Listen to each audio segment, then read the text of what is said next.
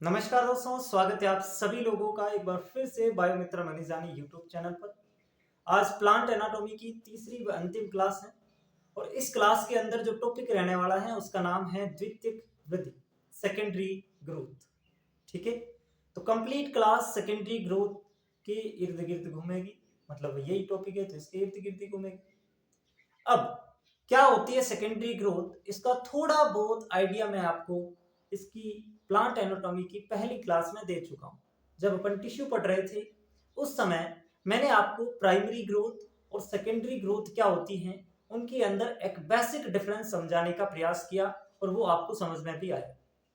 Primary growth और secondary growth पादपों के अंदर दो प्रकार की वृद्धि या ग्रोथ देखने को मिलती है, एक प्राथमिक वृद्धि और एक द्वितीयक वृद्धि।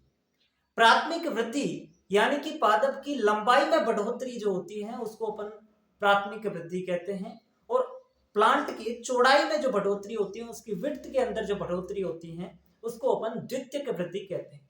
यानी कि द्वितीयक वृद्धि का एक सिंपल सा मीनिंग हमें यह पता चलता है कि द्वितीयक वृद्धि का मतलब प्लांट की चौड़ाई बढ़ना, प्लांट की विड्थ का बढ़ना, वो होती है द्वितीयक वृद्धि। और प्लांट की लंबाई में बढ़ना, लंबाई में बढ़ोतरी होना, वो होती है प्राथमिक वृद्धि। ये हम पढ़ चुके हैं। फिर एक चीज हम और ये भी पढ़ चुके हैं कि प्राथमिक वृद्धि के लिए प्राइमरी मेरिस्टेमेटिक टिश्यू यानी कि प्राथमिक विभज्योतक उत्तक उत्तरदायी होते हैं, जबकि द्वितीयक वृद्धि के लिए सेकेंडरी मेरिस्टेमेटिक टिश्यू यानी कि द्वितीयक विभज्योतक उत्तक उत्तरदायी होते हैं। अब टिश्यू चैप्टर अगर आपने देखा है, टिश्यू वाला लेक्चर अगर आपने देखा है, तो वहां पे आपको ये समझ में बिल्कुल आ गया होगा और अब जो मैं बातें बता रहा हूं वो आपकी खोपड़ी में जा रही है। क्यों? क्योंकि हमने वहां पे मेरिस्टेमेटिक टिश्यू को जब पढ़ा तो मेरिस्टेमेटिक टिश्यू को हमने दो पार्ट्स में डिवाइड किया, एक तो पोजीशन के आधार पर और एक उसके अंदर उत्पत्ति के आधार पर। उत्पत्ति के आधार पर मेरिस्टेमेटिक टिश्यू दो प्रकार के होते हैं, एक प्राइमरी मेरिस्टेमेटिक टिश्यू और एक secondary meristematic tissue. Primary meristematic tissue जो प्राथमिक वृद्धि के लिए उत्तरदायी और सेकेंडरी मेरिस्टेमेटिक टिश्यू जो सेकेंडरी ग्रोथ के लिए उत्तरदायी। ठीक है, अब प्राइमरी कौन से थे? तो जो एपिकल और इंटरकैलरी था, जो शीर्ष और अंतर्वेशी विभज्योतक उत्तक है, वो प्राइमरी मेरिस्टेमेटिक टिश्यू, और जो लेटरल मेरिस्टेमेटिक टिश्यू था वो आपका सेकेंडरी मेरिस्टेमेटिक टिश्यू है। इतनी बातें हम समझ चुके हैं, तो उसको दोबारा लिखाने की आवश्यकता नहीं है ना, उसको दोबारा लिखाने की आवश्यकता नहीं। फिर हमने ये भी कहा कि जो लेटरल मेरिस्टेमेटिक टिश्यू है वही सेकेंडरी मेरिस्टेमेटिक टिश्यू है, यानी कि चाहे मैं लेटरल मेरिस्टेमेटिक टिश्यू बोलूं या सेकेंडरी मेरिस्टेमेटिक टिश्यू बोलूं, एक ही बात। फिर मैंने कहा कि इसका नाम एक और है जिसको अपन कैम्बियम या एधा कहते हैं, जिसको अपन कैम्बियम या एधा बोलते हैं। ये चीज हमने क्लियर की थी। फिर हमने एक चीज और देखी कि जो प्राथमिक वृद्धि होती है, प्राइमरी ग्रोथ होती है, वो सभी पादपों में देखने को मिलती है, सारे के सारे प्लांट्स में प्राथमिक वृद्धि देखने को मिलेगी। लेकिन द्वितीयक वृद्धि जो है वो सभी पादपों में नहीं देखने को मिलती, कुछ एक प्लांट्स होते हैं उन्हीं के अंदर द्वितीयक वृद्धि देखने को मिलती है। और वो कुछ एक प्लांट कौन से होते हैं? एक तो आपका जिम्नोस्पर्म और एक आपका डाइकोट। एंजियोस्पर्म के दो पार्ट्स होते हैं, मोनोकोट और डाइकोट। डाइकोट वाला जो पार्ट्स है उसमें और जिम्नोस्पर्म के अंदर सेकेंडरी ग्रोथ देखने को मिलती है। ठीक है,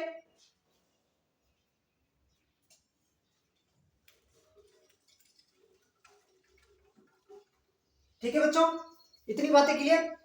अब देखो आज का हमारा टॉपिक क्या है? Secondary growth. लेकिन इससे पहले मैंने आपको जो बेसिक चीजें यहाँ पे चाहिए होगी वो मैंने आपको डिस्कस करी। अब देखो इसको मैं लिखाऊं कि नहीं? आवश्यकता नहीं है, बताओ। लिखा दो, चलो लिखा देता हूं। ग्रोथ जो होती है प्लांट के अंदर, पादप के अंदर जो ग्रोथ होती है वो दो प्रकार की होती है। एक होती है प्राथमिक वृद्धि, प्राथमिक वृद्धि, और एक होती है द्वितीयक वृद्धि, सेकेंडरी ग्रोथ। प्राथमिक वृद्धि के लिए प्राथमिक विभज्योतक उत्तक उत्तरदायी होते हैं और सेकेंडरी ग्रोथ के लिए सेकेंडरी मेरिस्टेमेटिक टिश्यू या सेकेंडरी विभज्योतक उत्तक उत्तरदायी। ठीक है, प्राथमिक वृद्धि जो है वो सभी पादपों में पाई जाती है, सभी पादपों में देखने को मिलती है, जबकि ये केवल जिम्नोस्पर्म जिम्नोस्पर्म और आपके डाइकोट में देखने को मिलेगी। इतनी बातें क्लियर है? इतनी बातें क्लियर है? अब ये जो सेकेंडरी विभज्योतक उत्तक है ना, इस सेकेंडरी विभज्योतक उत्तक को ही अपन क्या कह सकते हैं, इसी को अपन कह सकते हैं कैम्बियम। कैम्बियम जिसको हिंदी में बोलते हैं एथा, जिसको हिंदी में क्या बोलते हैं, एथा। मैं सेकेंडरी मेरिस्टेमेटिक टिश्यू कहूं या कैम्बियम कहूं या फिर मैं लेटरल मेरिस्टेमेटिक टिश्यू कहूं, क्या एक ही बात है? क्या एक ही बात है? लेटरल मेरिस्टेमेटिक टिश्यू जिसको हिंदी में कहते हैं पार्श्वीय विभज्योतक उत्तक। तीन नाम, तीनों में कंफ्यूज नहीं होना, चाहे मैं लेटरल मेरिस्टेमेटिक टिश्यू कहूं, चाहे मैं सेकेंडरी मेरिस्टेमेटिक टिश्यू कहूं, चाहे मैं कैम्बियम कहूं, तीनों एक ही चीज है, तीनों एक ही चीज है, इनमें कंफ्यूज नहीं होना। इतनी बात समझ गई? अब ये जो कैम्बियम होता है, ये कैम्बियम दो प्रकार का होता है, ये कैम्बियम दो प्रकार का होता है। एक होता है वेस्क्यूलर कैम्बियम और एक होता है कॉर्क कैम्बियम।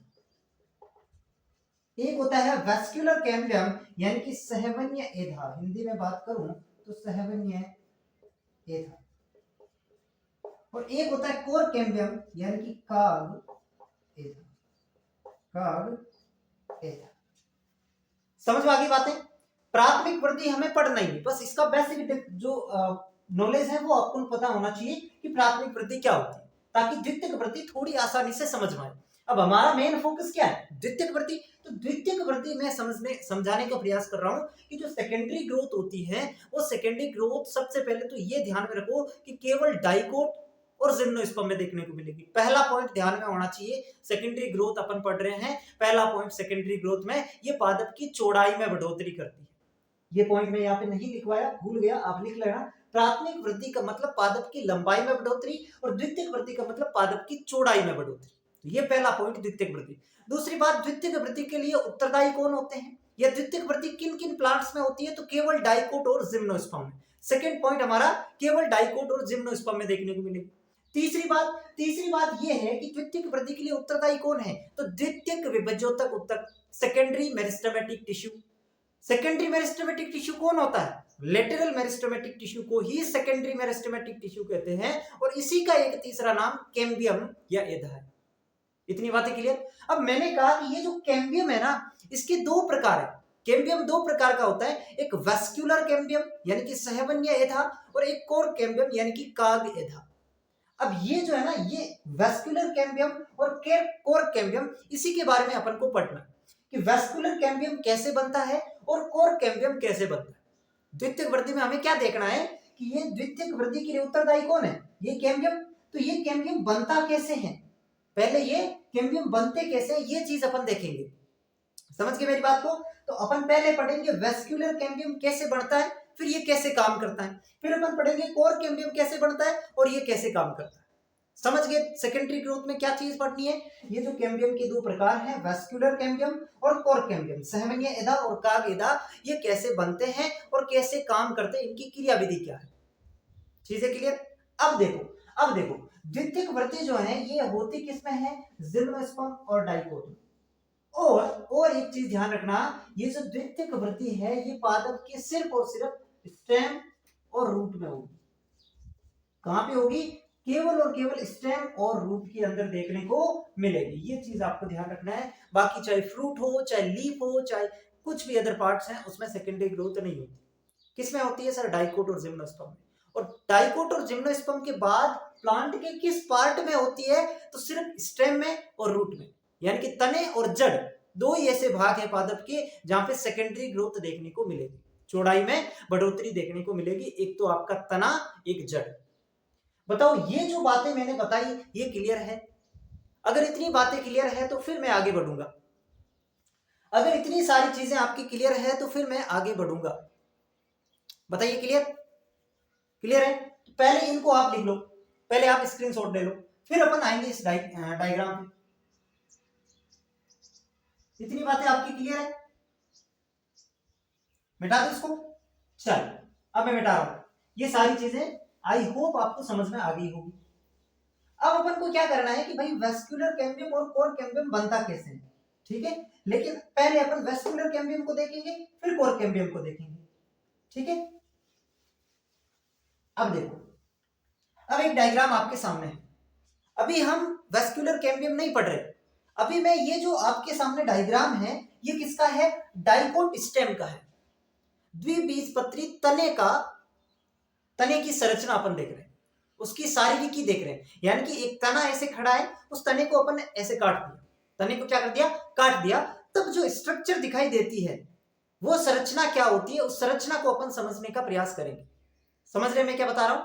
पहले अपन डाइकोट स्टेम, अब डाइकोट स्टेम ही क्यों, क्योंकि सबसे पहले तो आपको यही पता है कि जो सेकेंडरी ग्रोथ होती है वो डाइकोट या जिम्नोस्पर्म में होती है। तो जिम्नोस्पर्म में अपन नहीं पढ़ेंगे, अपन पढ़ेंगे डाइकोट के अंदर। ठीक है, अपन पढ़ेंगे डाइकोट के अंदर, डाइकोट स्टेम में और डाइकोट रूट में। अपन किसमें पढ़ेंगे सेकेंडरी ग्रोथ, डाइकोट स्टेम और डाइकोट रूट में। इतनी बातें क्लियर। अब डाइकोट स्टेम जो है उसमें अगर अपन को सेकेंडरी ग्रोथ देखनी है तो पहले अपन को डाइकोट स्टेम की स्ट्रक्चर पता होनी चाहिए, उसकी संरचना हमें पता होनी चाहिए। तो ये आपके सामने स्ट्रक्चर है। अब संरचना मैं आपको समझाऊं उससे पहले मेरा आपको एक डिस्क्लेमर है कि अगर आपने उत्तक तंत्र टिश्यू सिस्टम वाला जो इससे पहले वाला लेक्चर वो नहीं देखा तो ये आपके ऊपर से जाने वाला, पूरी तरीके से ऊपर से जाएगा। तो इसलिए पहले आप टिश्यू सिस्टम देखें, उसके बाद ये क्लास देखें, तभी समझ में आएगा। पहले बता दूं, अगर आपने टिश्यू सिस्टम नहीं देखा तो आपका सेकेंडरी ग्रोथ नहीं समझ में आएगा आपको। और सेकेंडरी ग्रोथ एक ऐसा कॉन्सेप्चुअल टॉपिक है, बहुत शानदार टॉपिक है। आप एनसीईआरटी से पढ़ के देख लेना, मर खप जाओगे तो आपको समझ में नहीं आएगा। इतना मतलब अच्छा टॉपिक है ये। मुझे 2-3 टॉपिक बड़े अच्छे लगते हैं इसमें, बहुत कंसेप्चुअल, जैसे कि ट्रांसक्रिप्शन है, ट्रांसलेशन है, अनुलेखन अनुवादन वाला, एक ये सेकेंडरी ग्रोथ, ये बहुत अच्छे कंसेप्ट है। और ये जिस बंदे को समझ में आ गया मतलब वो बायोलॉजी का धुरंधर है।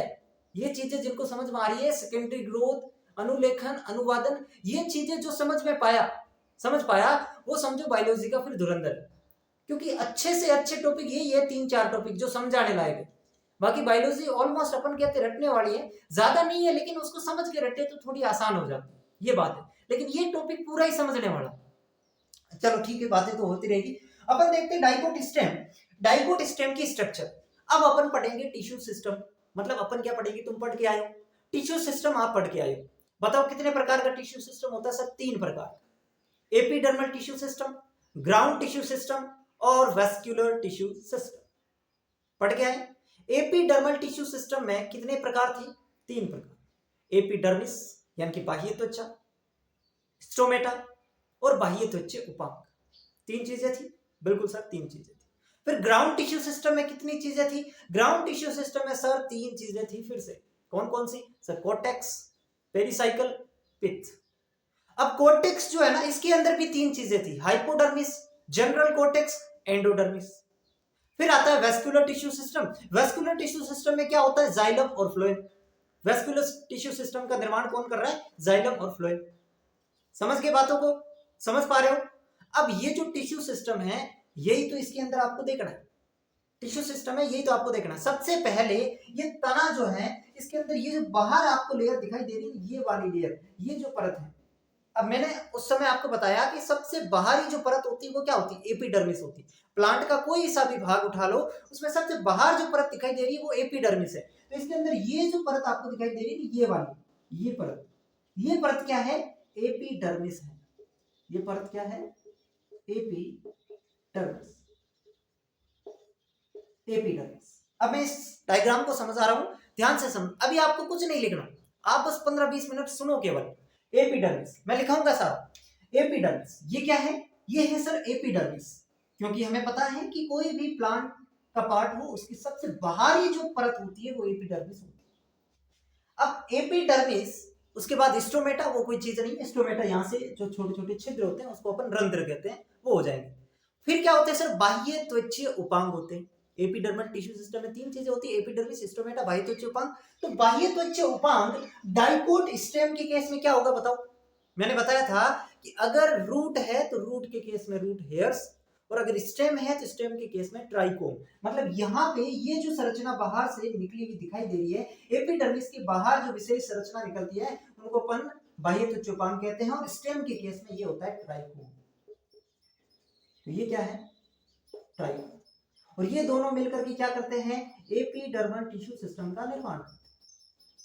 एपिडर्मल टिश्यू सिस्टम का निर्माण करते हैं। बताओ ये बातें क्लियर? बिल्कुल सर, ये क्लियर है। अब क्या आता है सर? अब आता है ग्राउंड टिश्यू सिस्टम। उसमें एक होती है कोर्टेक्स, एक होती है पेरिसाइकिल, एक होती है पित्त।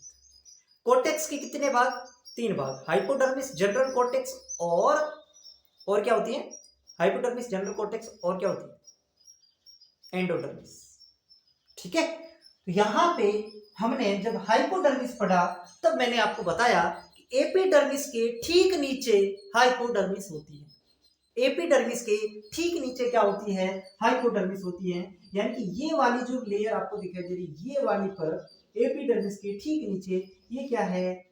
ये क्या है? इसको थोड़ा सा लेवलिंग ढंग से करना। ये है आपकी हाइपोडर्मिस। और ये किससे बनी होती है? कोलेन काइमा से। कोलेन काइमा। अब उसके बाद हाइपोडर्मिस के बाद जो परत आती है वो आती है जनरल कोर्टेक्स। वो क्या आती है? General cortex. तो ये जो परत दिखाई दे रही है, ये लेयर, ये जो दिख रहे हैं ना, ये सेल्स जो होती है, ये क्या है? ये जनरल कोर्टेक्स है। General cortex. और ये किससे बनी होती है? पेरेन्काइमा से। ये किससे बनी होती है? पेरेन्काइमा से। ठीक है, जनरल कोर्टेक्स के नीचे क्या होती है? जनरल कोर्टेक्स के नीचे होती है एंडोडर्मिस। ये जो लाल वाली लाइन आपको दिख रही है, ये है एंडोडर्मिस, यानी कि अंतःत्वचा। और ये तीनों मिलकर के किसका निर्माण करते हैं सर? कोर्टेक्स का निर्माण करते हैं। ये तीनों चीजें किसका पार्ट है? कोर्टेक्स का पार्ट है। यानी कि ये पूरा यहां तक कोर्टेक्स। ठीक है, अब उसके बाद कोर्टेक्स के बाद सेकंड जो लेयर आती है वो किसकी आती है? पेरिसाइकिल की आती है। सेकंड जो लेयर है वो किसकी आती है? ये आपका यहाँ पे जो दिख रहा है ये वाला पार्ट, ये आपका पेरिसाइकिल। ये क्या हो जाएगा? परिरंभ हो जाएगा। परिरंभ हो जाएगा, यानी कि पेरिसाइकिल हो जाएगा। और ये वाला जो पार्ट बीच में आपको दिखाई दे रहा है, ये वाला पार्ट क्या हो जाएगा? ये वाला पार्ट हो जाएगा पित्त, यानी कि मज्जा। ठीक है, और ये सारी चीजें मिलकर के कोर्टेक्स, ये परिरंभ और ये पित्त, ये तीनों चीजें मिलकर के क्या बनाती हैं? ग्राउंड टिश्यू सिस्टम बनाती है। ग्राउंड टिश्यू सिस्टम बनाती है। समझ गए मेरी बात को? ये तीनों चीजें मिलकर के क्या बनाती है? ग्राउंड टिश्यू सिस्टम बनाती है। बताओ, एक एक पॉइंट क्लियर हो रहा है? बहुत आसान लग रहा है? बहुत आसान लगेगा क्योंकि वैसे ही मैं समझा रहा। अब देखो, एपिडर्मल टिश्यू सिस्टम हो गया, ग्राउंड टिश्यू सिस्टम हो गया, वेस्क्यूलर टिश्यू सिस्टम। क्या बचा? Vascular tissue system. और उसमें क्या होते हैं? जाइलम और फ्लोएम। तो यहां पर ये जो संरचनाएं आपको दिख रही है, एक मिनट,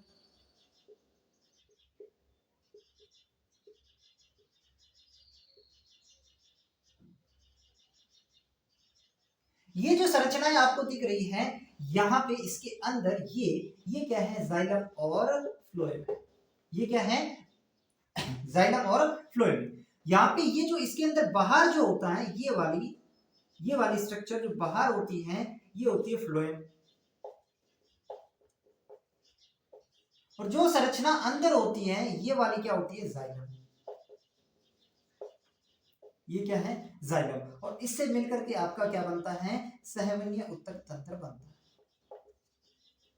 इससे मिलकर के क्या बनता है? सहवनीय उत्तक तंत्र बनता है। अब देखो, अब एक चीज मैंने आपको बताई थी कि जो डाइकोट स्टेम होते हैं, जब मैंने आपको सहवनीय उत्तक तंत्र पढ़ाया तब मैंने आपको बताया कि जो वेस्क्यूलर टिश्यू सिस्टम, इसके 2 प्रकार हैं, रेडियल, कॉन्जॉइंट। रेडियल प्रकार का जो टिश्यू सिस्टम पाया जाता है वो पाया जाता है रूट्स के अंदर। अपन बात कर रहे हैं स्टेम की, तो यानी कि स्टेम के अंदर जो है वो कॉन्जॉइंट होता है। अब कॉन्जॉइंट के अंदर 2 प्रकार थे, एक कोलेट्रल, एक बाइकोलेट्रल। बाइकोलेट्रल को छोड़ दो, वो अपन का यहाँ पे नहीं है, वो तो कुकुरबिट्स, एपोसाइनेसी, उनमें होता है। कोलेट्रल जो था, यानी कि बही फ्लोएमी, फ्लोएम बाहर की तरफ, और यहाँ पे है भी बही फ्लोएमी जो था, उसमें फिर से हमने 2 प्रकार किए, ओपन टाइप, क्लोज टाइप। किए कि नहीं किए? Open type, close type. और जो ओपन टाइप वाला कोलेट्रल था वो स्टेम के अंदर मिल रहा था। ओपन टाइप वाला जो कोलेट्रल था वो डाइकोट स्टेम में मिल रहा था। यानी कि यहाँ पे open collateral vascular tissue system. अब मैंने कहा ना, ये समझने वाली चीजें हैं। ये समझ में तब आएगी जब आपने टिश्यू सिस्टम पढ़ा है, जब आप दिमाग पूरी तरीके से खोल के बैठे हो। क्योंकि बहुत सारी चीजें मैं पीछे से उठा रहा हूँ, क्योंकि मुझे पता है बेसिक आपको अगर नहीं आएगा तो नहीं। अब ज्यादातर टीचर आपको ये नहीं बताएंगे, इतनी जो मैं बातें बता रहा हूँ पीछे वाली लाला की, वो नहीं बताएंगे। वो ये मान के चलते हैं कि आपको ये आता है। मैं ये मान के नहीं चलता, मुझे पता है बच्चों को कैसे समझाना है। मैं अपने आप को बहुत एक्सपर्ट ये नहीं मानता, मैं इतना जानता हूं कि बच्चों को कैसे पढ़ाना है, ये चीज मैं जानता हूं, और उस चीज को ही मैं समझाने का प्रयास कर रहा हूं। इसलिए मैंने शुरुआत में बताया, बच्चों टिश्यू सिस्टम पढ़ के आओ, पढ़ के आओ टिश्यू सिस्टम, तब समझ में आएगा। क्योंकि बहुत कॉन्सेप्चुअल चीजें हैं, बहुत कॉन्सेप्चुअल। अब अपन कहां पे थे? यहां पे थे कि भाई ये है डाइकोट स्टेम, और डाइकोट स्टेम के अंदर कोलेट्रल, और कोलेट्रल में भी ओपन टाइप। समझ गए? अब ओपन टाइप के अंदर मैंने वहां पे क्या बताया कि जो ओपन टाइप कोलेट्रल है उसमें कैम्बियम प्रेजेंट रहेगी, और जो क्लोज टाइप कैम्बियम कोलेट्रल है उसमें कैम्बियम नहीं पाई जाएगी।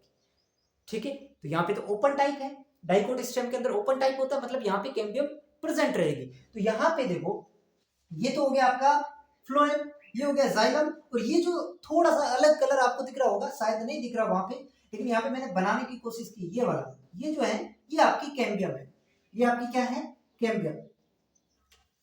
ये जो दिख रही है ना ये वाली संरचना, ये आपकी कैम्बियम है। तो मैं बना दूं, यहाँ पे लिख दूं, ये क्या है? ये कैम्बियम है, कैम्बियम यानी कि एथा। ठीक है, अब देखो, अब कैम्बियम जो है वो कितने प्रकार की होती है? सर कैम्बियम होती है दो प्रकार की। कौन कौन सी? इंट्राफेस्कुलर कैम्बियम, इंटरफेस्कुलर कैम्बियम। जब मैंने आपको लेटरल टिश्यू सिस्टम पढ़ाया उस समय मैंने बताया कि इसमें तीन प्रकार होते हैं लेटरल टिश्यू सिस्टम के: इंट्राफेस्कुलर कैम्बियम, इंटरफेस्कुलर कैम्बियम और कॉर्क कैम्बियम। अभी मैंने थोड़ी देर पहले आपको यह भी बताया कि जो लेटरल होता है उसके दो प्रकार होते हैं, कि एक तो वेस्क्यूलर कैम्बियम और एक कोर कैम्बियम। अब आप कहेंगे सर वहां पे तो आप बता रहे तीन प्रकार, यहाँ पे बता रहे दो प्रकार, ऐसा कैसे? ये ऐसे नहीं है, आप ये मान के चलो मुख्यतः दो प्रकार है, वेस्क्यूलर कैम्बियम यानी कि सहवनीय एदा और कागेदा कोर्क कैम्बियम। अब जो वेस्क्यूलर कैम्बियम है ना उसके दो प्रकार है, इंट्राफेस्क्यूलर कैम्बियम और इंटरफेस्क्यूलर कैम्बियम। वेस्कुलर कैम्बियम के दो प्रकार है, इंट्राफेस्कुलर और इंटरफेस्कुलर। अब इंट्रा और इंटर के अंदर मतलब समझो, इंट्रा का मतलब एक ही सेल के अंदर, इंट्रा का मतलब ये सेल है, इस सेल के अंदर है तो इंट्रा, और दो सेल है इनके बीच में है तो इंटर। तो ये तो क्या हुआ? इंट्रा, और ये इन दोनों के बीच में है तो ये क्या हुआ? इंटर। तो पहले आप इंट्रा और इंटर का जो कंफ्यूजन है वो खत्म करो। इंट्रा क्या है? सेल के अंदर। अब जैसे कि ये है तो ये इसके अंदर है, मतलब ये इंट्रा है, और यहाँ पे कोई बीच में चीज होती तो वो इंटर होती। इंट्रा और इंटर में अंतर क्लियर है? इंट्रा और इंटर में अंतर क्लियर है? चलो अब देखो, मैंने कहा ये इसके अंदर है, ये चीज मैंने इंट्रा और इंटर क्यों बताई? क्योंकि ये देखिए ये कैम्बियम कहां पे है? इसके अंदर है, तो ये इंट्राफेस्कुलर कैम्बियम है। ये क्या है? इंट्राफेस्कुलर, पूरा बेटा के वापस लिख देता हूं मैं, ये है इंट्राफेस्कुलर कैम्बियम, इंट्राफेस्कुलर कैम्बियम, जिसको हिंदी में कहते हैं अंतरापुल्य एधा, अंतरापुल्य एधा। अब अपन क्या समझने लगे हैं? अब अपन समझने लगे हैं कि वेस्कुलर कैम्बियम का निर्माण कैसे होता है। समझ रहे मेरी बात को? अब अपन ये समझने लगे हैं कि वेस्कुलर कैम्बियम का निर्माण कैसे होता है। दो चीजें देखी थी लेटरल के अंदर कि एक कैम्बियम के अंदर कैम्बियम दो प्रकार का होता है, वेस्कुलर कैम्बियम और कोर कैम्बियम। कोर कैम्बियम को अभी भूल जाओ, अभी हम देख रहे हैं वेस्कुलर कैम्बियम सहवनीय एदा का निर्माण कैसे होता है। तो सहवनीय एदा में भी दो अलग अलग पार्ट है, एक इंट्राफेस्कुलर कैम्बियम अंतरापुल्य एदा और एक इंटरफेस्कुलर कैम्बियम यानी कि अंतरपुलीय एदा। ठीक है, ठीक है। अब देखो ये क्या है? अंतरापुलीय एदा, और ये अंतरापुलीय एधा पहले से ही इसके अंदर प्रेजेंट है, इसलिए ये उत्पत्ति में प्राथमिक है, ये उत्पत्ति में प्राथमिक है। अब देखो, अब आपको ये तो पता है कि जो सहवनीय एधा है उसमें दो चीजें होती है, एक इंट्राफेस्कुलर एक इंटरफेस्कुलर। इंट्राफेस्कुलर तो पहले से है, अगर इंटरफेस्कुलर बन जाए तो इससे सेवनिया एदा का निर्माण हो जाएगा, है ना।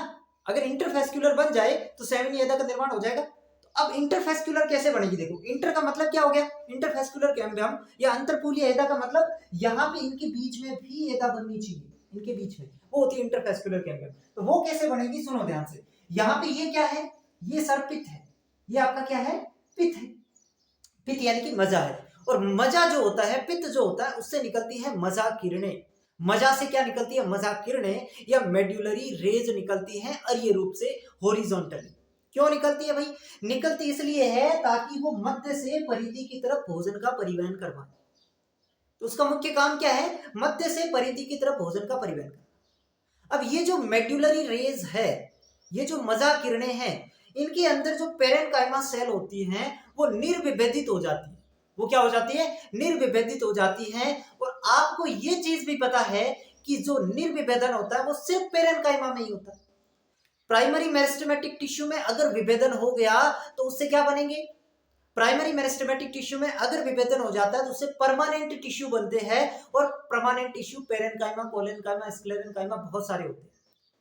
अब ये जो परमानेंट टिश्यू बने उसमें वापस निर्विभेदन हो गया जो कि सिर्फ पेरेन्काइमा में होता है, तो इससे सेकेंडरी मेरिस्टेमेटिक टिश्यू बनता है। और लेटरल क्या है, सेकेंडरी मेरिस्टेमेटिक टिश्यू। लेटरल क्या है, सेकेंडरी मेरिस्टेमेटिक टिश्यू है। तो यहाँ पे क्या होगा कि ये जो मेड्यूलरी रेज है ना, ये पेरेन्काइमा सेल से बनी होती है, इनमें वापस निर्विभेदन होगा। और निर्विभेदन होने की वजह से ये जो है यहाँ पे क्या बनाएगी, इंटरफेस्कुलर कैम्बियम का निर्माण करेगी। तो इंटरफेस्कुलर कैम्बियम का निर्माण कौन करेगी, मेड्यूलरी रेज की पेरेन्काइमा सेल्स निर्विभेदित होकर के इंटरफेस्कुलर कैम्बियम का निर्माण करती है। यहां से ये ऐसे मेड्यूलरी रेज जाती है, ये मान लीजिए ये मेड्यूलरी रेज यहाँ पे गई, और ये मेड्यूलरी रेज ऐसे जाकर के इसके जो पेरेन्काइमा सेल्स हैं वो यहाँ पे इन दोनों के बीच में ऐसे ऐसे ऐसे ऐसे ये जो बना, ये इन दोनों के बीच में बन गया, तो इसको अपन क्या कहेंगे, इंटरफेस्कुलर कैम्बियम। ये जो चीज है ये क्या है, अंतरपूलीय एदा, अंतरपूलीय एदा या इंटरफेस्कुलर कैम्बियम या फिर इंटरफेस्कुलर कैम्बियम।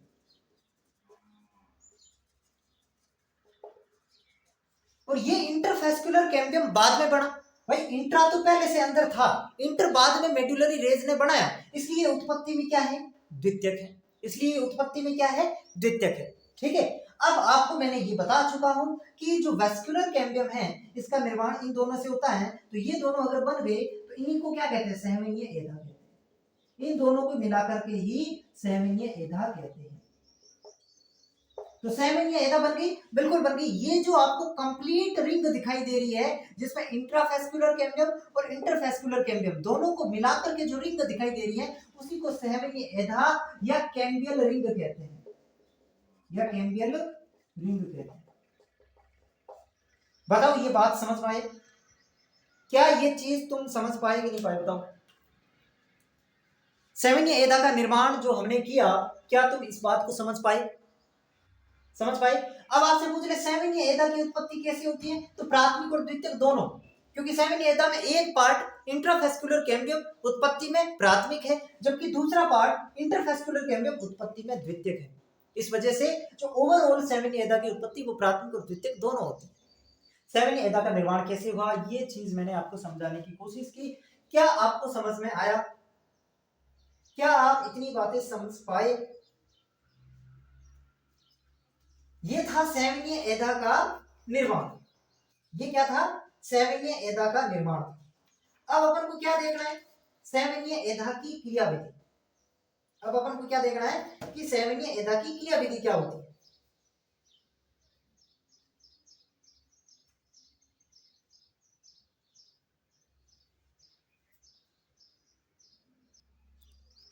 अब अपन को क्या देखना है, सहवनीय एधा की क्रियाविधि।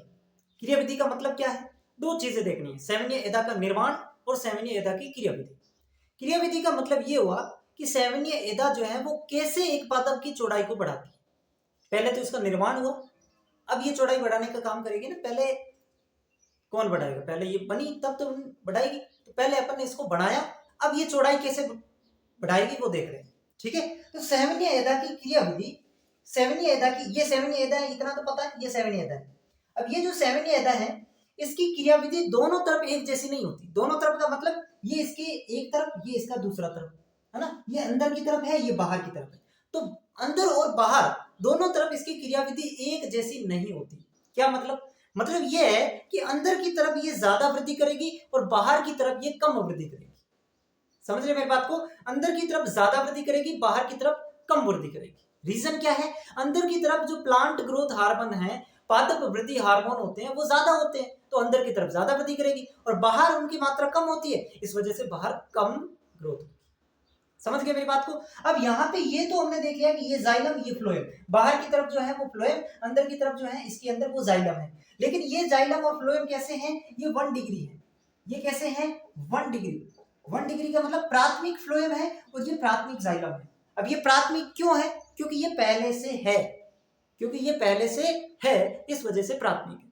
जैसे कि यहाँ पे इंट्राफेस्कुलर कैम्बियम पहले से थी तो वो प्राथमिक थी उत्पत्ति में, और इंटरफेस्कुलर कैम्बियम बाद में बनी तो वो उत्पत्ति में द्वितीयक थी। वैसे ही अगर ये जाइलम और फ्लोएम पहले से प्रेजेंट है इस डाइकोट स्टेम में तो ये प्राथमिक होते हैं, ये प्राथमिक जाइलम, ये प्राथमिक फ्लोएम।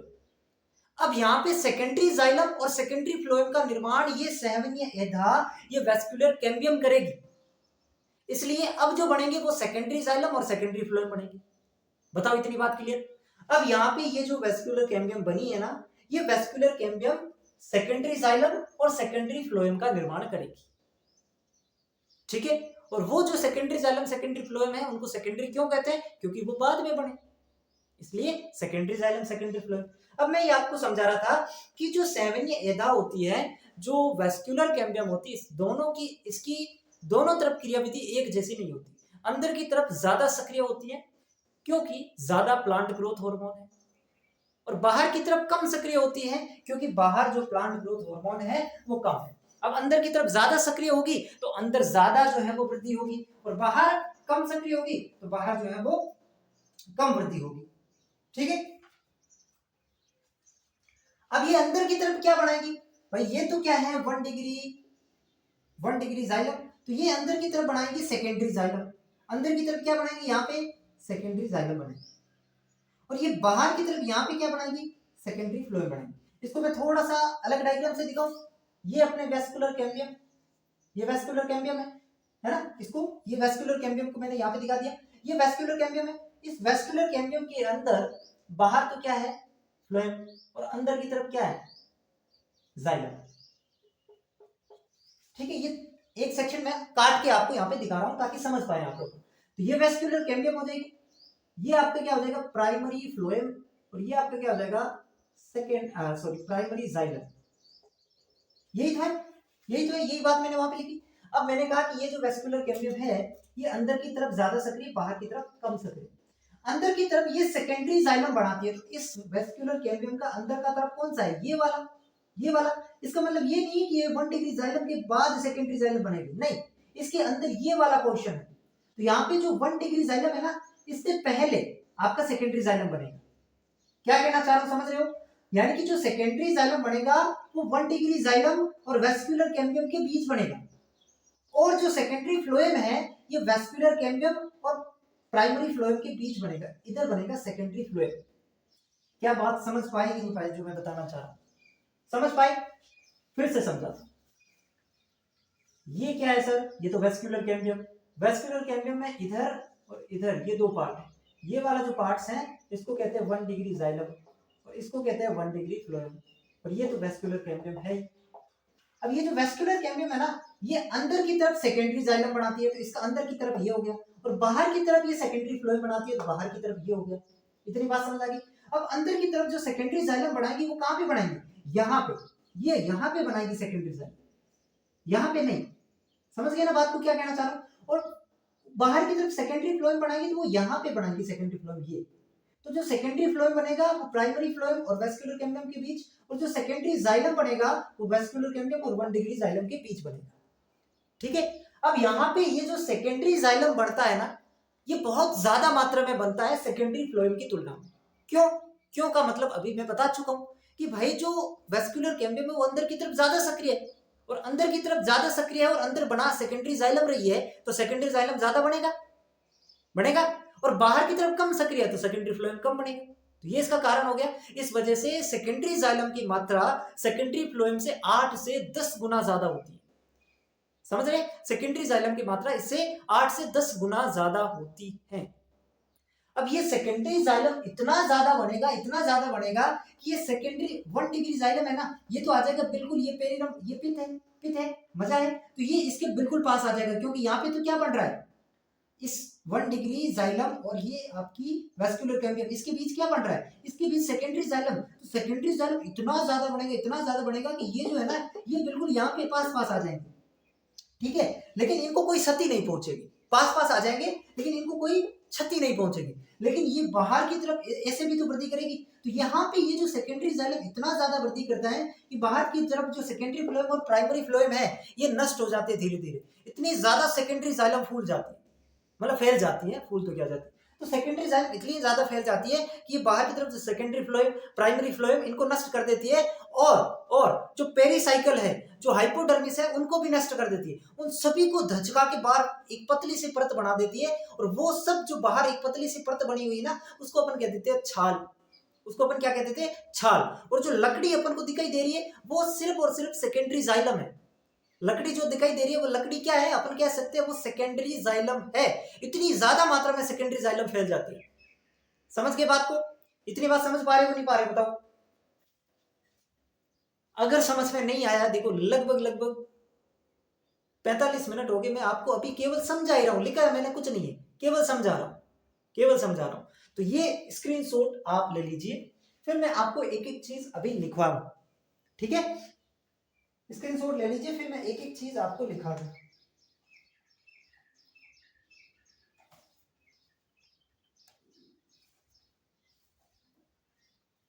ले लिया? अब इसको मिटा सकता हूं, मैं मिटा सकता हूं। चल फाइनली अब अपन इसको मिटा देते हैं। इसे तो मिट नहीं रहा। अब जो मैंने आपको पढ़ाया वो लिखवा रहा हूं। सबसे पहले जो वेस्कुलर कैम्बियम होता है, यानी कि सहवनीय एधा, उसके बारे में अपन पढ़ेंगे। सहवनीय एधा, तो सहवनीय एधा जो है, इसमें 2 स्टेप है, एक सहवनीय एधा का निर्माण और एक सहवनीय एधा की क्रियाविधि। पहले अपन सहवनीय एधा का निर्माण की बात करें। सहवनीय एधा का निर्माण कैसे होता है? सहवनीय एधा का निर्माण कैसे होता है? तो 2 चीजें होती है इसमें, एक इंट्रावेस्कुलर कैम्बियम और एक इंटरवेस्कुलर कैम्बियम, ठीक है? तो यहां पे लिखेंगे अंतरापूलीय एधा, यानी कि इंट्रावेस्कुलर कैम्बियम। सहवनीय बंडल में, सहवनीय बंडल किसे कहते हैं? वो जो जाइलम और फ्लोएम था ना, उसको सहवनीय बंडल कहते हैं। सहवनीय बंडल में पहले से पाई जाती है, और इसलिए ये उत्पत्ति में प्राथमिक होती है। इसलिए ये उत्पत्ति में क्या होती है? प्राथमिक होती है, ठीक है? दूसरी बात मजा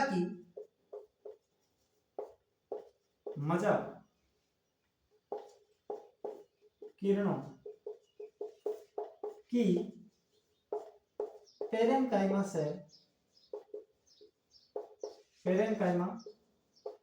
कोशिकाएं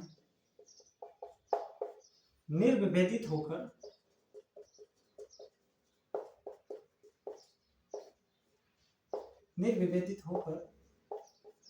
सहवनीय बंडलों के बीच में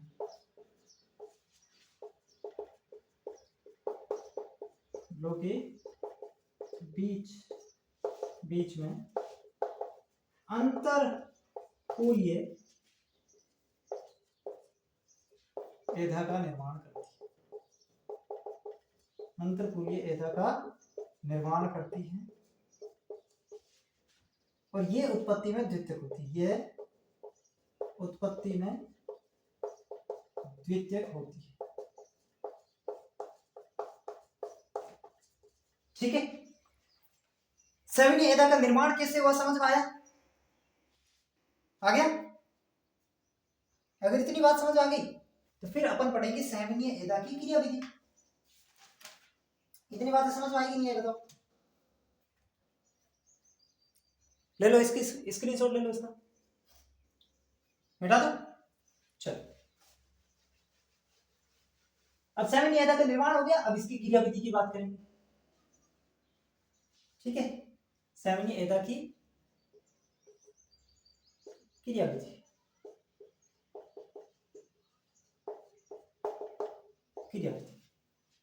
क्रिया विधि के अंदर हम सबसे पहले लिखेंगे कि जो सेवनीय एदा होती है, सेवनीय एदा की क्रिया विधि दोनों तरफ एक जैसी नहीं होती, दोनों तरफ एक जैसी नहीं होती।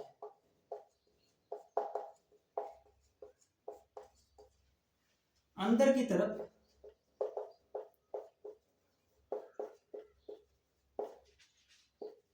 पादप वृद्धि हार्मोन ज्यादा होने से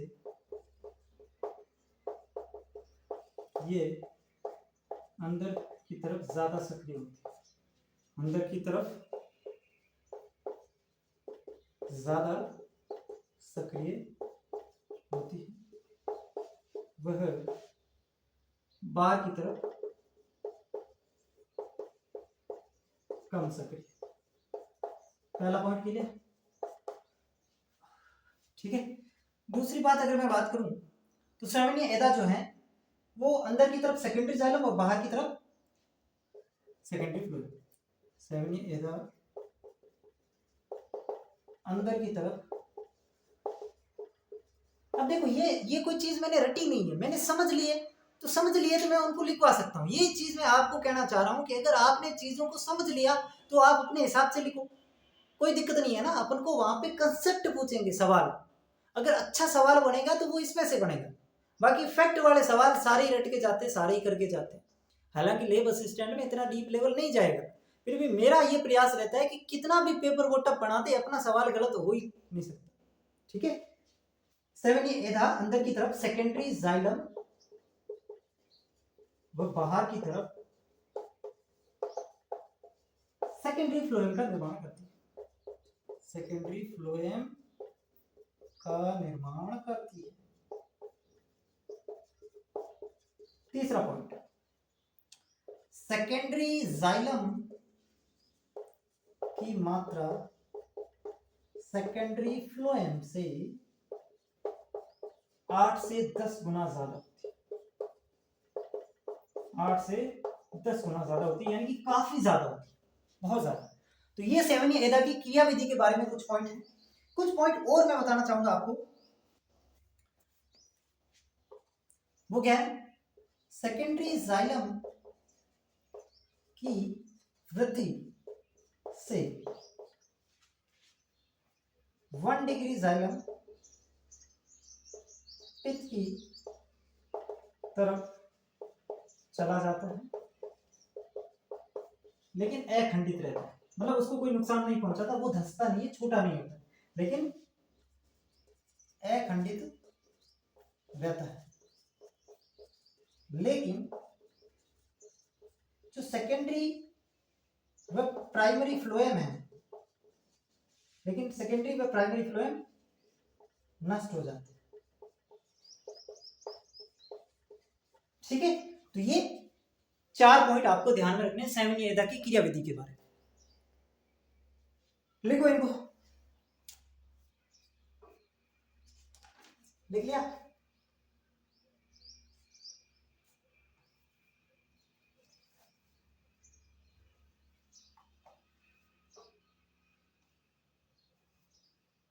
लिख लिया कि नहीं लिख लिया बताओ?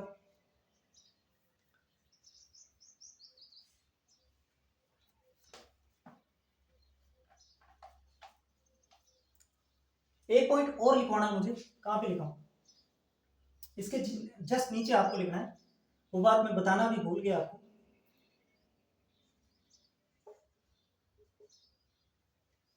आएगा नहीं। चलो इसका स्क्रीनशॉट ले लो, फिर बताता हूँ। इतनी बातें लिख लो, फिर बताता हूँ।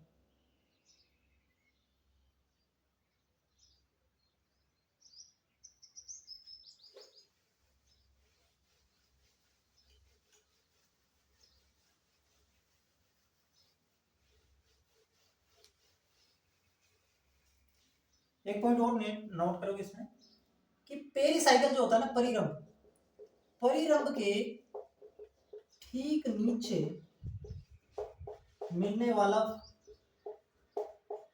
सेकेंडरी फ्लोएम सबसे पुराना होता है। ये सीधा सीधा सवाल छप जाता है, सबसे पुराना होता है। यानी कि पेरिसाइकिल के पास ही तो होगा सेकेंडरी फ्लोएम, है ना। और सेमिनी एधा के ठीक नीचे, सेमिनी एधा के ठीक नीचे मिलने वाला सेकेंडरी जाइलम, क्योंकि इसके नीचे सेकेंडरी जाइलम मिलेगा। सेकेंडरी जाइलम सबसे नया होता है, सबसे नया होता है। इस पॉइंट को आप समझ पाए? ये क्या है? वेस्कुलर कैम्बियम, और ये इधर,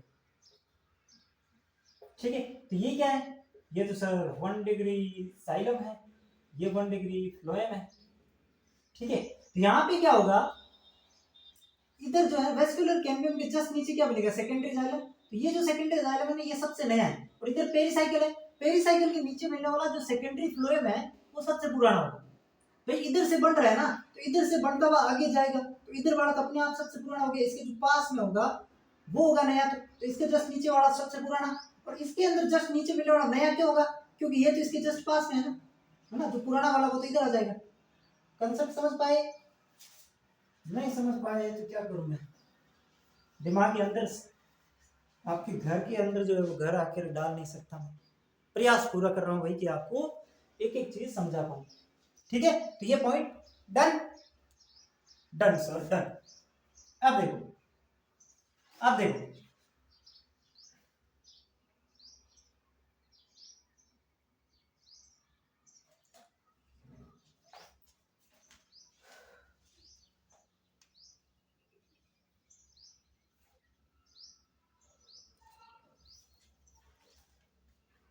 अब ये अपना कंप्लीट हो गया। अब एक टॉपिक आता है एनुअल रिंग, एक टॉपिक आता है एनुअल रिंग,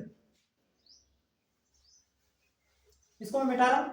ये सेमिनिएदा का मामला खत्म, सेमिनिएदा कंप्लीट है।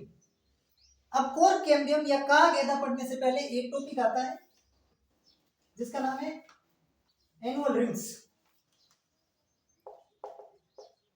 एनुअल रिंग्स, जिसको अपन कहते हैं वार्षिक वलय,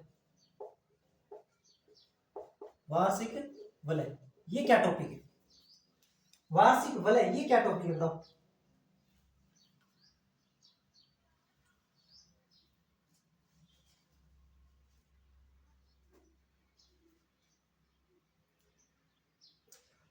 चलो देखो इधर, एनुअल रिंग्स।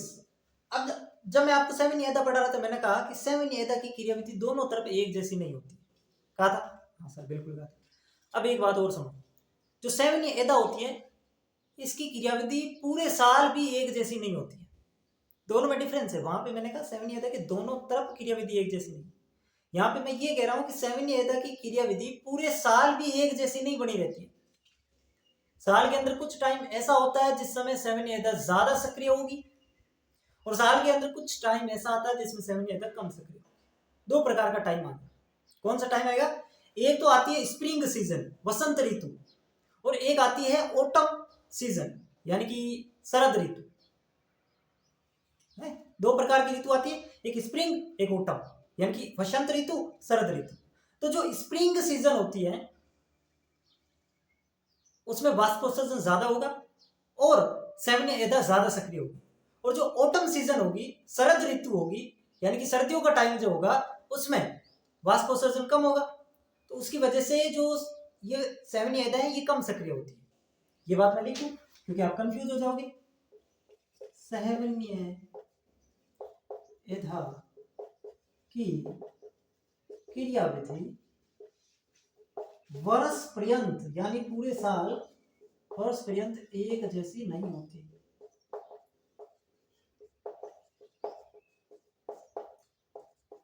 स्प्रिंग यानी कि वसंत, वसंत ऋतु आती है, स्प्रिंग या वसंत ऋतु में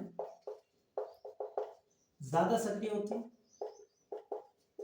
वह ऑटम, अब ऑटम की स्प्लिंग क्या होती है आई डोंट नो, शरद ऋतु, शरद ऋतु में कम सक्रिय होती है। इतनी बात समझ पाए तो फिर मैं आगे बढ़ूं, क्योंकि एक साथ मैं समझा दूंगा फिर तुम क्या होते कंफ्यूज हो जाते।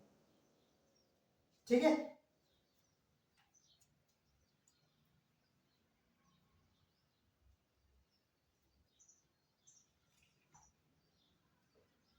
ठीक है।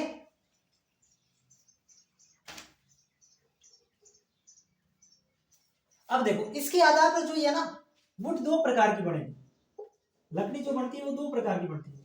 एक बनती है स्प्रिंग वुड, स्प्रिंग वुड, और दूसरी कौन सी बनती है ऑटम वुड। ठीक है, दूसरी कौन सी बनती है ऑटम वुड। दो प्रकार की बनती है, एक स्प्रिंग वुड एक ऑटम वुड।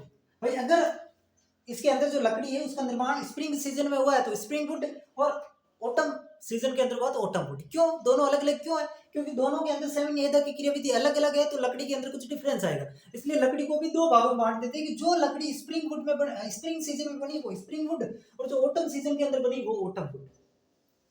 ठीक है, ठीक है। अब ये जो स्प्रिंग वुड होते हैं इसी को अपन कहते हैं अर्ली वुड, इसी को अपन क्या कहते हैं अर्ली वुड। तो ये अपने आप क्या हो जाएगी लेट वुड।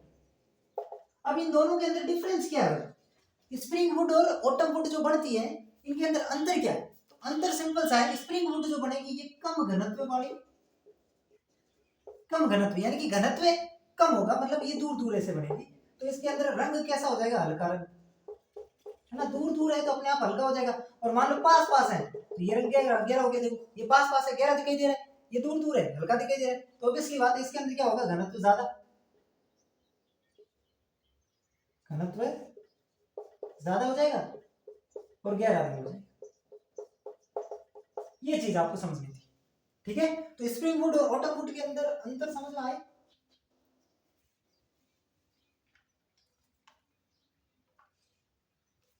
अब ये जो दोनों है ना इन दोनों को अगर साथ मिला दें जोड़ दें इन दोनों को तो इसी को अपन कहते हैं वार्षिक वलय। इसी को अपन क्या कहते हैं वार्षिक वलय कहते हैं।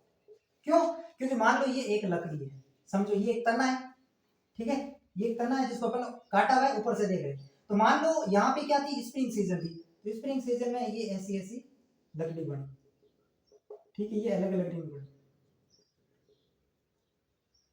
और फिर आ गई ऑटम, ऑटम सीजन में ये पास पास ऐसे,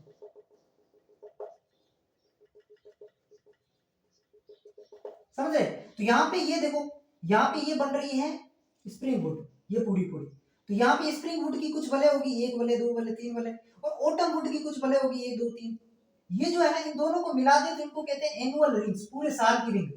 पूरे साल में वसंत ऋतु भी आई शरद ऋतु भी आई, तो इन दोनों को मिला करके अपन वार्षिक वलय कहते हैं। और इन वार्षिक वलय को गिन करके हम वृक्ष की आयु का अनुमान लगा सकते हैं कि ये पेड़ कितने साल का है। ये अगर पता लगाना है तो उस पेड़ के अंदर जो एनुअल रिंग्स है उनको गिन लेते हैं अपन और उससे पता लग जाता है। अब वो एक टेक्निक प्रोसेस होता है, अपन को उतना नहीं जाना डीप में, सही बताऊं मुझे भी नहीं पता है ना, ऐसा मैं कह दूं कि मुझे पता है मैं आपको बताऊंगा नहीं, एग्जाम में आएगा नहीं, मुझे भी नहीं पता क्योंकि हमारे काम का ही नहीं है। ठीक है, चलो अब ये बात मैं कहना चाह रहा था कि जो स्प्रिंग वुड और ऑटम वुड दोनों को मिला दे तो वार्षिक वलय होती है। और इन वार्षिक वलय को इनको गिनकर, इनको वार्षिक वलय को इनको गिनकर वृक्ष की आयु का अनुमान लगा सकते हैं। वृक्ष की आयु का अनुमान लगाया जाता है, एकदम सटीक नहीं आती लेकिन अनुमान लगाया जाता है।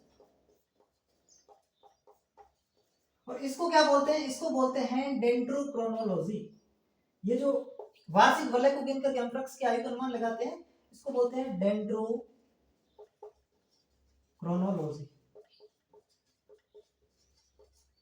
डेंड्रोक्रोनोलॉजी दिख रहा है आपको नाम? डेंड्रोक्रोनोलॉजी, ठीक है, दिख रहा है ना?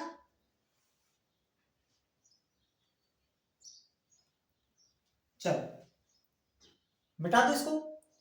एक पॉइंट और बच गया, एक पॉइंट और बच गया, पहले आप इनको लिखो।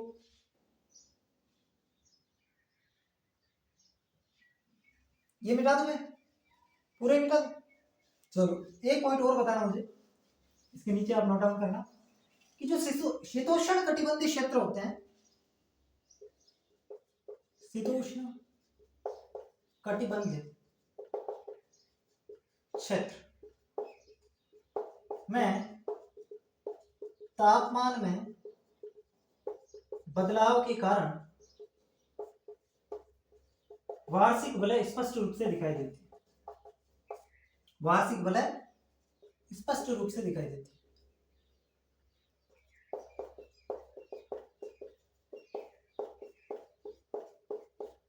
जबकि उष्ण कटिबंधीय क्षेत्रों में, उष्ण कटिबंधीय क्षेत्रों में समान ताप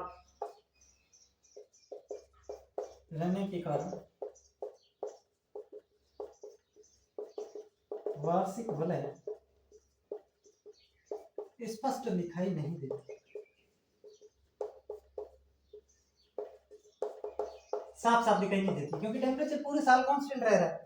क्योंकि जहां पे टेम्परेचर बदल रहा है वहां पे स्पष्ट रूप से आप इसको गिन सकते हैं। शीतोष्ण, शीत और उष्ण, शीत का मतलब सर्दी, उष्ण मतलब गर्मी, यानी कि तापमान क्या हो रहा है, बदल रहा है।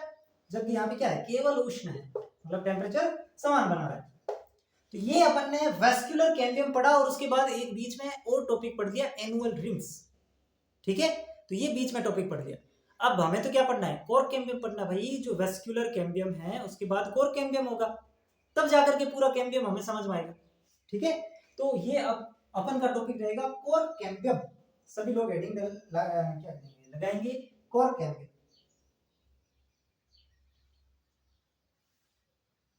ठीक है।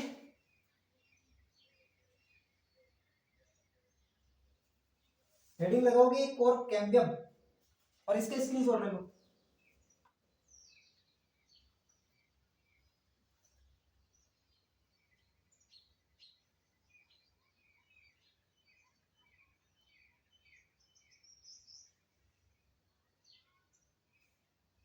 मिटा दो, चलो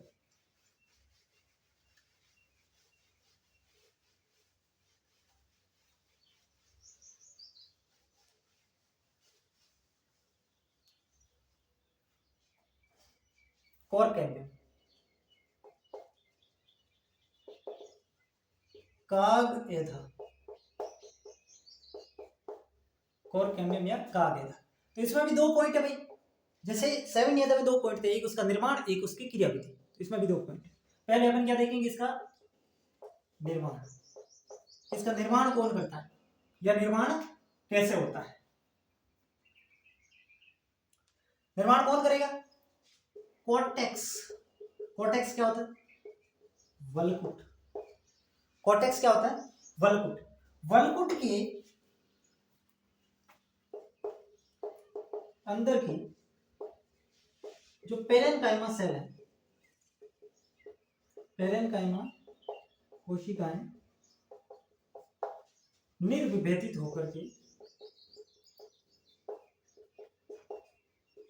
अब ये चीज तो आपको पता ही है कि यार पेरेनकाइमा कोशिका में निर्विभेदन हो सकता है, और पेरेनकाइमा कोशिका में निर्विभेदन होने से सेकेंडरी मेरिस्टेमेटिक टिश्यू बनता है, ठीक है। तो कोर कैम्बियम क्या है, सेकेंडरी मेरिस्टेमेटिक टिश्यू है। तो ये चीज कॉमन सेंस की बातें आपको समझ में आ रही होगी।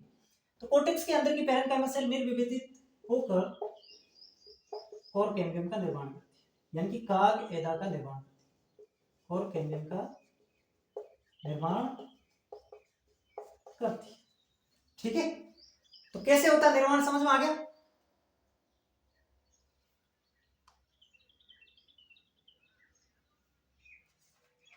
समझ आ गया। चलो, अब ये जो कोर कैम्बियम है ना, इसी को कहते हैं फेलोजन। फेलोजन, ये नाम ध्यान रखना, फेलोजन, वो कोर कैम्बियम का ही दूसरा नाम है, फेलोजन। अब अपन इसकी क्रियाविधि पढ़ेंगे। एक चीज और देख लेते हैं कि ये बनी क्यों बनी, इसका निर्माण क्यों हुआ। सेकेंडरी जाइलम ने बाहर सब कुछ क्रश कर दिया, क्रश का मतलब पतला कर दिया, सब कुछ नष्ट कर दिया, क्रश कर दिया, इसलिए सुरक्षा की दृष्टि से, है ना, सुरक्षा की दृष्टि से इसका निर्माण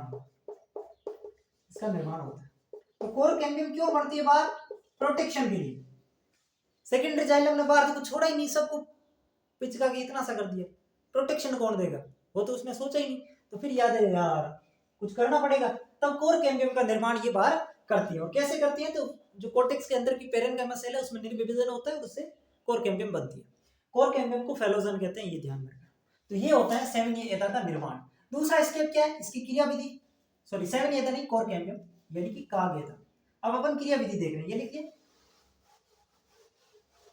दूसरा है इसकी क्रियाविधि, किसकी, कोर कैम्बियम की। एक चीज मैं बता रहा हूं आपको, अगर कुछ बच्चे यहां तक देख रहे हैं तो उनको बता दो कि इससे सिंपल आपको कोई समझा ही नहीं सकता।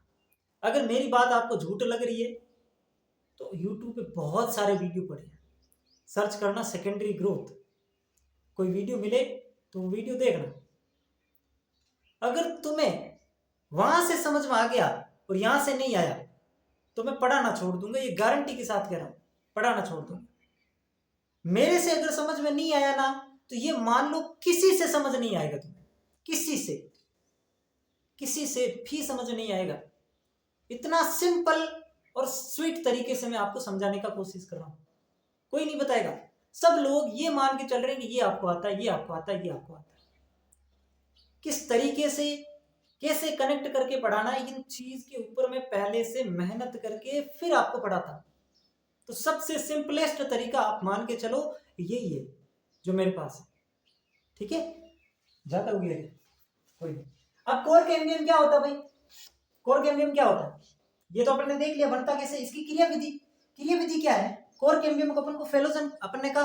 अब ये फेलोजन जो है ये बाहर की तरफ कुछ कोशिका बनाएगा और कुछ कोशिका अंदर की तरफ बनाएगा। जैसे 7A क्या कर रहा था, बाहर की तरफ सेकेंडरी फ्लोएम और अंदर की तरफ सेकेंडरी जाइलम बना रहा था, वैसे ही फेलोजन बाहर की तरफ कुछ कोशिकाएं बनाता है जिसको अपन फेलिन कहेंगे, और अंदर की तरफ कुछ कोशिका बनाएगा जिसको फेलोडर्म कहेंगे। इतनी बात समझ में आ गई। फेलोजन बाहर की तरफ जो कोशिका बनाता है उसको फेलिन, और अंदर की तरफ जो कोशिका बनाता है उसको फेलोडर्म कहते हैं, ठीक है, इतनी बात क्लियर। तो ये लिख लेते हैं अपन, फेलोजन बाहर की तरफ मोटी भित्ति युक्त सुबेरिनमय, यानी कि सुबेरिन का निक्षेपण पाया जाता है, सुबेरिनमय व जल के प्रति अपारगम्य, क्योंकि सुबेरिन का निक्षेपण है तो जल के प्रति अपारगम्य हो जाएगी, जल के प्रति अपारगम्य सेल्स का निर्माण करता है, और उसको अपन कहते हैं फेलिन। क्या कहते हैं, फेलिन। और यही फेलोजन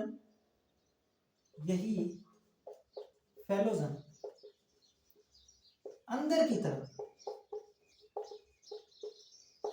पतली भित्ति युक्त सेल का निर्माण करता है, जिसको अपन क्या कहेंगे, फेलोडर्म। याद हो गया, फेलोजन है जिसने बाहर की तरफ फेलोडर्म बनाया, सॉरी फेलिन बनाया, और अंदर की तरफ फेलोडर्म बनाया। अब फेलिन की विशेषता क्या है, फेलिन जो होता है वो मोटी भित्ति युक्त होता है, सुबेरिन का निक्षेपण पाया जाता है, जल के प्रति अपारगम्य होता है, जबकि अंदर जो फेलोडर्म है वो पतली भित्ति वाला होता है। तो ये उसकी विशेषता भी अपन ने साथ साथ देखी। ठीक है, ठीक है। अब एक तो फेलिन बाहर की तरफ क्या बना, फेलिन, फिर अंदर क्या है, फेलोजन जो बाहर की तरफ फेलिन बना रहा है, और अंदर क्या बना रहा है, फेलोडर्म। ये तीन चीजें हैं, इन तीनों चीजों को मिलाकर के कहते हैं पेरिडर्म, पेरिडर्म, जिसको हिंदी में कहते हैं परित्वक, परित्वक। तो ये याद रखना आप, Phelan plus phellogen plus phelloderm, ये तीनों मिलकर के क्या बनाते हैं, पेरिडर्म यानी कि परित्वक। और इसका काम होता है सुरक्षा प्रदान करना। क्या काम होता है इसका, सुरक्षा प्रदान करना, क्योंकि इसका निर्माण ही इसी वजह से किया था अपन ने, कि निर्माण के अंदर देखा था। ठीक है, इसका उद्देश्य यही है, सुरक्षा प्रदान करना। ठीक है, सुरक्षा प्रदान करना, क्लियर है। अब देखो एक चीज है, ये जो फेलिन है ना, फेलिन, एक नाम आपने सुना होगा बोटल कोक, बोटल कोक, यानी कि जो बड़ी बड़ी महंगी जो वाइन्स आती हैं उनके ऊपर एक ढक्कन लगा रहता है लकड़ी का, वो क्या होता है, उसको अपन कहते हैं बोटल कॉर्क। तो ये जो बोटल कॉर्क है ना, ये ओक नामक पादप के, ओक नामक पादप के फेलिन से बनता है, फेलिन से बनता है। ये एक नोट करके आप लिख लेना। ठीक है, बोटल कॉर्क जो होता है, बोटल कॉर्क क्या होता है ये आपको पता है, तो वो जो है वो एक प्लांट होता है ओक, उसके अंदर जो फेलिन होती है ना उससे बनाया जाता है। ठीक है, ये नोट कर लो। ये अपन का क्या हो गया, कोर कैम्बियम भी डन हो गया। कोर कैम्बियम अपन ने उसका पहले निर्माण समझा, फिर उसकी क्रियाविधि समझी। ठीक है, चलो नोट करो इसको।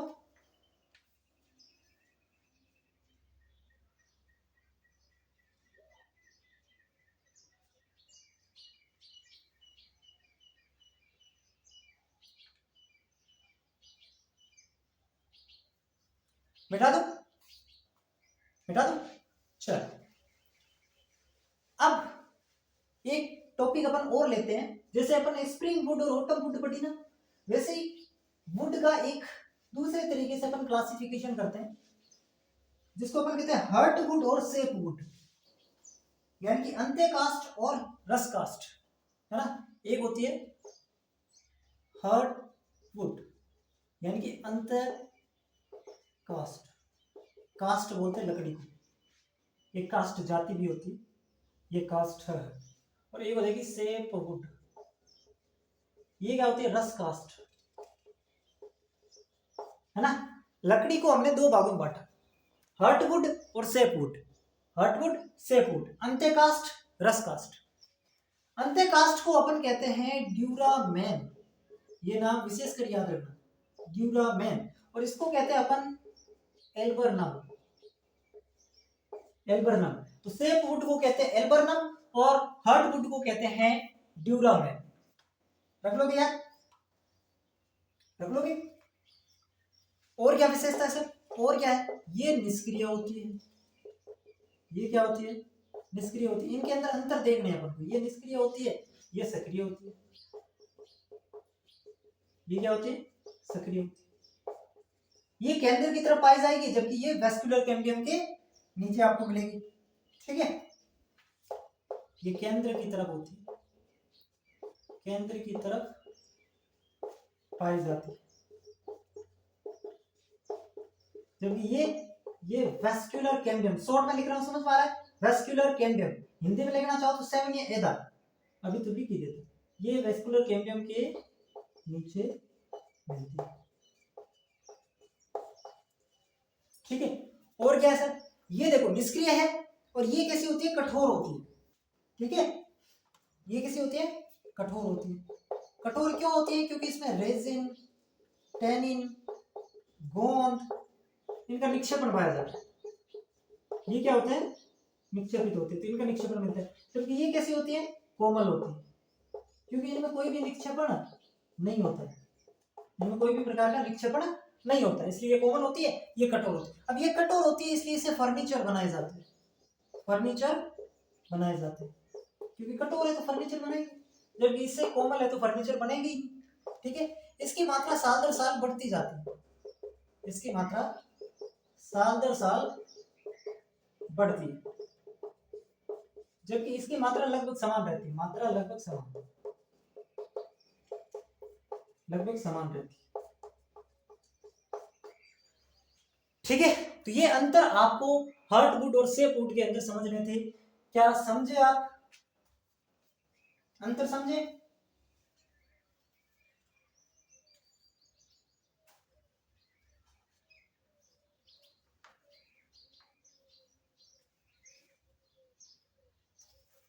समझ गए?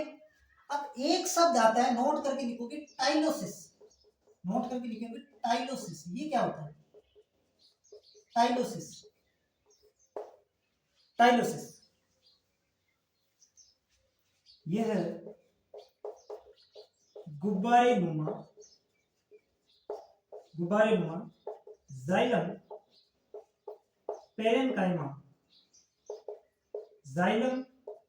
पेरेनकाइमा सेल्स की अतिवृद्धि है, जो जाइलम वेसल्स में पाई जाती है। और इसका काम क्या है? इसका काम है सेपवुड को हार्टवुड में बदलना। ठीक है, इसका काम क्या है? ये इसका काम है सेपवुड जो है ना, सेपवुड, उसको ये हार्टवुड में बदल देते।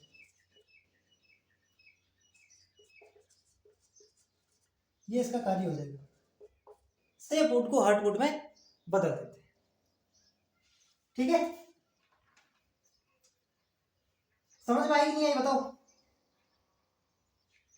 इतनी बातें समझ में आई? इसका काम क्या होता है? सेपवुड को हार्टवुड में बदल देता। डन। अब अपन क्या पढ़ेंगे? अब अपन पढ़ेंगे भाई छाल क्या होती है। बार्क, पौधे के बाहर जो हमें दिखाई दे रही है वो तो छाल दिखाई दे रही है, वो क्या चीज है उसके बारे में पढ़ लेते थोड़ा सा। लिखो इसको लिखो।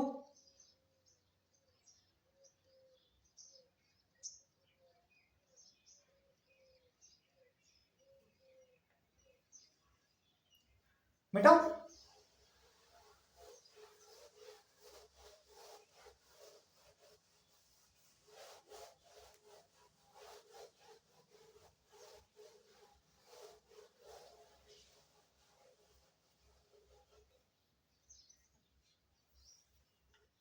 छाल ये क्या चीज है? छाल या बार्क, ये किसको कहते हैं?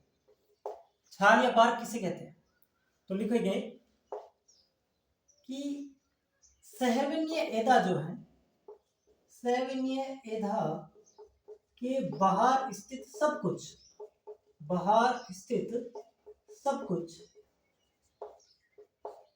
छाल में आता है। यानी कि सेवनीय एदा के बाहर जो कुछ भी है वो छाल है। ये सेवनीय एदा है। सेवनीय एदा के अंदर क्या बना? Secondary xylem, 1 degree xylem. बाहर secondary phloem, 1 degree phloem, pericycle, cortex, epidermis. यानी कि सेवनीय एदा के बाहर जो कुछ भी है वो छाल है। तो बाहर क्या है भाई? बाहर क्या है? बाहर है sir 1 degree phloem, secondary phloem, pericycle भी बाहर है, कोर्टेक्स भी बाहर है, एपिडर्मिस भी बाहर है। सारी जो कुछ भी बाहर है वो छाल है। बस जो कुछ भी सेवनीय एदा के बाहर है वो छाल है। अब बाहर क्या है ये आपको पता है?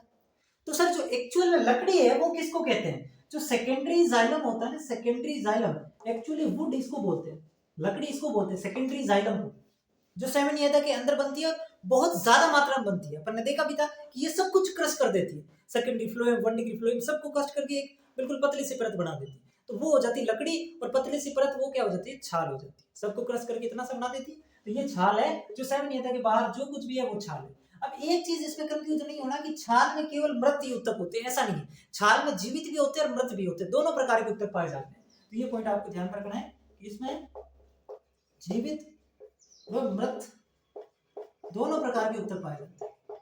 क्योंकि बच्चे बहुत कंफ्यूज रहते हैं इसमें कि छाल है तो मृत ही होंगे सारे, दोनों प्रकार के उत्तक पाए जाते हैं।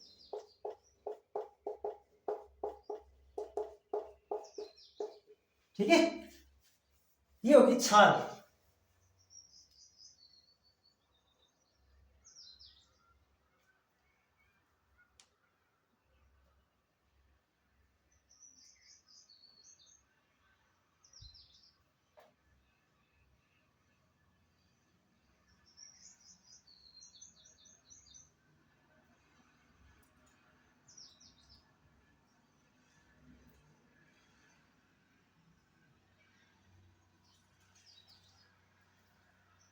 छाल समझ आ गई। अब एक टॉपिक आता है वातरंध्र।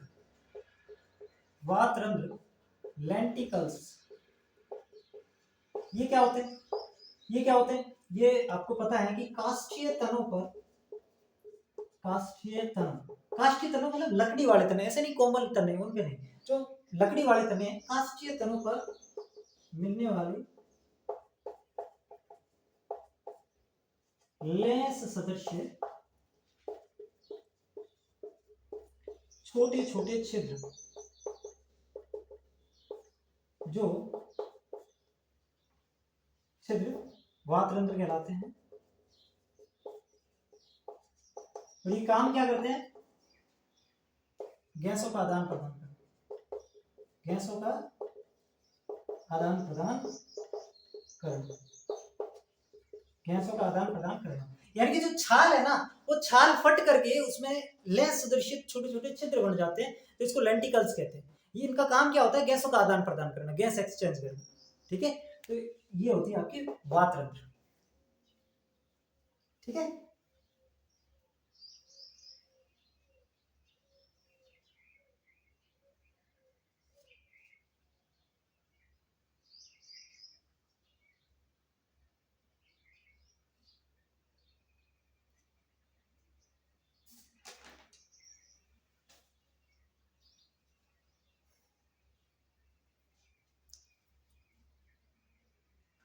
लिख लिया इसको, मिटा दो। चलो अब क्या पढ़ेंगे सर? अब अपन पढ़ेंगे secondary growth in dicot root. अभी तक सेकेंडरी ग्रोथ डाइकोट रूट नहीं पढ़ा है सर? 1.5 घंटा तो हो गया, 1.5 घंटा, अभी और 3 घंटे की क्लास होगी ना? ना, डाइकोट रूट 10 मिनट का काम है। कितने मिनट का? 10 मिनट का। 10 मिनट ले सकता हूं प्लीज? 10 मिनट। यानी कि अगर आपको सेकेंडरी ग्रोथ डाइकोट स्टेम में समझ में आ गई, तो अब अपन को रूट के अंदर कुछ जो अलग पॉइंट है उसके बारे में जानना है। क्या है अलग पॉइंट, वो मैं आपको बता दो। सबसे पहले बात अपन क्या देख रहे हैं? Secondary growth in dicot root, यानी कि द्विबीजपत्री जड़ में द्वितीयक वृद्धि। हिंदी वाले लिखेंगे द्विबीजपत्री जड़ में द्वितीयक वृद्धि। अब रूट जो होती है ना, रूट के अंदर क्या होता है? रूट के अंदर आपको समझना है कि इसके अंदर जो जाइलम और फ्लोएम है ना, वो जुड़े हुए नहीं रहते। तने के अंदर क्या थे? ध्यान से सुनना इस बात को, बस 2 मिनट। तना जो था, स्टेम जो था, उसके अंदर 7 ये बंडल आपने देखे, यानी कि जाइलम और फ्लोएम जुड़े हुए थे। कुछ इस प्रकार थे कि नहीं थे कि भाई ये इधर जो है ये आपका जाइलम और ये फ्लोएम जुड़े हुए हैं, लेकिन इसके अंदर जुड़े हुए नहीं। अपन ने रूट जब पढ़ा, वेस्कुलर टिश्यू सिस्टम जब हमने देखा, तो वेस्कुलर टिश्यू सिस्टम में एक रेडियल और एक कॉन्जॉइंट, 2 प्रकार का था। तो रेडियल के अंदर हमने क्या कहा कि इसके अंदर जो जाइलम और फ्लोएम है वो अलग अलग त्रिज्या पर और एकांतर रूप में व्यवस्थित होते हैं, जबकि हमने कॉन्जॉइंट में कहा कि इसमें जो है वो अलग अलग त्रिज्या पर नहीं होते, जाइलम फ्लोएम एक साथ जुड़े हुए रहते हैं और एक वलय के रूप में होते हैं। तो ये जो डिफरेंस है ना, ये अब काम आएगा। सारी चीजें पीछे से लिंक करते हुए बता रहा हूं मैं। ठीक है, तो यहाँ पे क्या कहा मैंने? इसके अंदर जाइलम और फ्लोएम जो है वो एक ही त्रिज्या पर नहीं मिलते हैं। मान लो ये इधर जाइलम है, तो फ्लोएम इस साइड होंगे, ऐसे। तो देखो जाइलम इस त्रिज्या पर है, जबकि फ्लोएम अलग त्रिज्या पर है, और एकांतर है। देखो ये एक, इसके बाद ये, इसके बाद ये, xylem phloem, xylem phloem, xylem phloem, तो ऐसे आ रहा है। तो ये कैसे है? ऐसे है, मतलब इसके अंदर ये जुड़े हुए नहीं है। जो है इसके अंदर जाइलम और फ्लोएम है, ये जुड़े हुए नहीं है। इसका मतलब इसके अंदर जो सैवन्य एदा होगी वो पूरी की पूरी अभी बनेगी। उस पूरी की उत्पत्ति द्वितीयक होती है, क्योंकि तने के अंदर, सैवन्य बंडल के अंदर इंट्राफेस्कुलर कैम्बियम अंतरापूलीय एदा पहले से थी। अंतरापूलीय एदा क्या थी? पहले से थी। सिर्फ अंतरपूलीय एदा का निर्माण हुआ, यहाँ पे कुछ नहीं है। यहाँ पे पूरी की पूरी सैवन्य एदा अभी बनेगी। तो ये चीज अपन को समझनी है पहले। रूट के अंदर क्या होता है, एक डिफरेंस करके अपन लिखेंगे कि तने में जाइलम एवं फ्लोएम जुड़े हुए रहते हैं। क्या रहते हैं? जुड़े हुए रहते हैं। जबकि जड़ में अलग अलग त्रिज्या पर होते हैं, त्रिज्या पर होते हैं। ये बात वैसे हम पहले भी पढ़ चुके हैं, लेकिन एक बार फिर से अपन इसको देख लिया ताकि कंपैरिजन आसान हो। ठीक है, अब ये तो हो गया इसके अंदर डिफरेंस। अब सबसे पहले इसके अंदर क्या होगा, सबसे पहले इसमें क्या होगा, जो प्राइमरी फ्लोएम है ना, प्राइमरी फ्लोएम, क्योंकि जो जाइलम और फ्लोएम अभी है वो प्राइमरी फ्लोएम और प्राइमरी जाइलम है, जाइलम है। तो प्राइमरी फ्लोएम के नीचे की जो सेल्स होगी, प्राइमरी फ्लोएम के नीचे की, प्राइमरी फ्लोएम के नीचे की जो मृदुतक कोशिका है, क्योंकि निर्विभेदन किसमें होता है, फिर से वही बात, किसमें होता है, पेरेन्काइमा सेल में। ठीक है, तो प्राइमरी फ्लोएम के नीचे की पेरेन्काइमा सेल में, पेरेन्काइमा को हिंदी में मृदुतक कोशिका कहते हैं, जो मैंने आपको अभी तक नहीं बताया। जरूरत नहीं है, क्योंकि एग्जाम में पेरेन्काइमा लिख देगा वो। जो चीज मैं नहीं बता रहा हूँ समझ लो उसका कुछ कारण है। जिन बच्चों को अभी तक ये लग रहा है कि सर पेरेन्काइमा को, कोलेनकाइमा को हिंदी में क्या कहते हैं, मृदुतक, स्थूल दृढ़, ये कुछ नहीं बताऊंगा। काम की नहीं है, दो चीजें याद करनी पड़ेगी। तुम अगर मृदुतक याद कर रहे हो तो तुम्हें पेरेन्काइमा भी करना पड़ेगा।